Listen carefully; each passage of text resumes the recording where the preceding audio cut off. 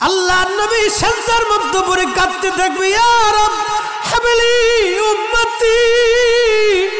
আল্লাহ আমার উম্মত গুনাহগার, আমার উম্মত গুনাহগার, আমার উম্মত গুনাহ করে ফেলছে। আল্লাহ আমার উম্মতের কি হবে? আল্লাহ আমার উম্মতের হবে কি? আল্লাহ পাক ডাক দিয়ে বলবেন, হাবিব আপনি আর সিজদায় পড়ে থাকবেন না, মাথা উঠান। আপনি কাঁদেন কেন? মেহেশর তো আপনার কান্নার জন্য না নবী, উঠেন, আপনি মাথা উঠান।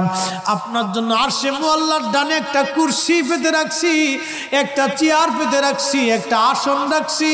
আপনি নবী সেই আসনে বসবেন। আপনি মাথা উঠান, আপনি আমার হাবিব, আপনি আমার বন্ধু, আপনি আর কাঁদবেন না। হুজুর আপনি মাথা উঠান। আল্লাহর নবী তখন বলবে, ইয়া রব হাবলি উম্মতি। আল্লাহ আমার উম্মত গুনাহ করছে। আল্লাহ ডাক দিবে, হাবিব আপনি মাথা উঠান। আপনি সর্বপ্রথম হামদের পতাকা উড়াবেন, আপনি সুপারিশের পতাকা উড়াবেন, আপনি যাকে খুশি তাকে নিয়ে জান্নাতে চলে যান। একবার জোরে বলা যাবে কি সুবহানাল্লাহ?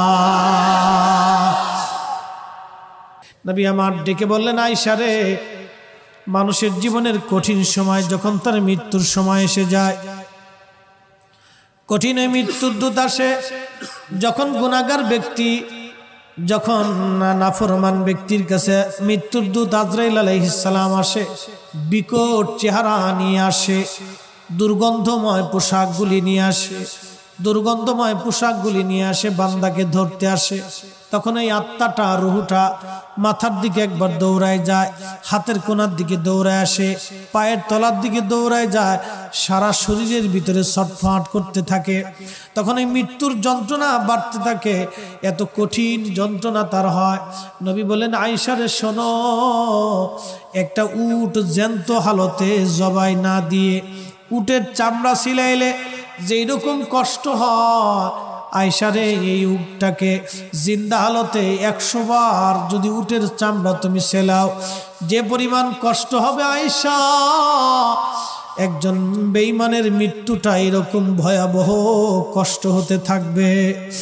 আয়েশা রে তুমি কি জানো ইমানদারের মরণটা কেমন হবে? ইমানদারের মরণটা আজরাইল আসবে, সুন্দর পোশাক নিয়ে, সুন্দর সুরত নিয়ে এসে বলবে, ইয়া আইয়্যুতুহান নাফসুল মুতমাইন্না তুরজিই ইলা রাব্বিকি রাদিয়াতাম মারদিয়া ফাদখুলি ফি ইবাদি ওয়াদখুলি জান্নাতি। ইয়া আইয়্যুতুহান নাফসুল মুতমাইন্না, হে নফসে মুতমাইন্না তুমি আসো, ইরজিই ইলা রাব্বিকি রাদিয়াতাম